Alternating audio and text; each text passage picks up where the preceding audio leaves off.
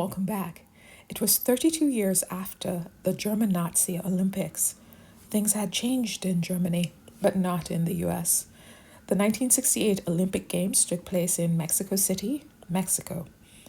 This was after the assassination of Martin Luther King Jr. Some black civil rights activists had moved away from the nonviolent to a more militant political approach.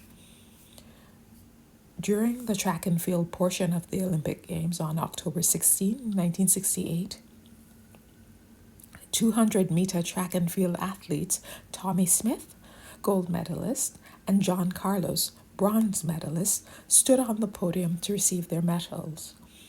They wore beads and scarves to symbolize their opposition to the lynching of black men in the U.S. Also, they wore black socks without shoes to highlight the poverty of African Americans. And when the U.S. anthem was played, they each lifted a hand covered with a black glove in the Black Power sign. This was a planned protest. Earlier in 1968, John Carlos was at home in New York City when he received a call to come to a meeting downtown. There, to his surprise, he was face to face with Martin Luther King Jr. King encouraged him to engage in an nonviolent protests that would cause concentric ripples around the world.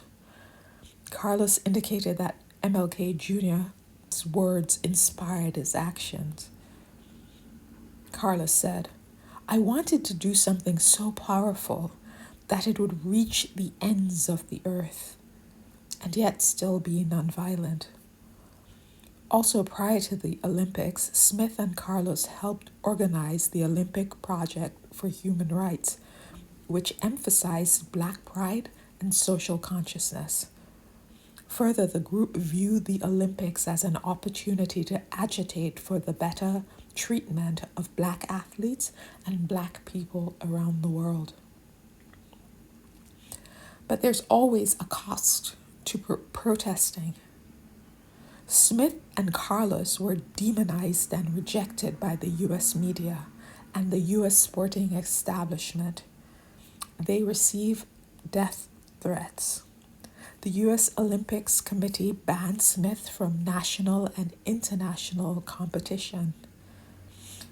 All this negativity adversely impacted Smith's marriage and led to a divorce. In 1972, Smith, still then the fastest man in the world, was in Wakefield, Northern England, training school children. However, in 2012, Smith said, "The only regret was that it had to be done." Further, he said, "The Black athlete has grown to know that the body could be a springboard to success.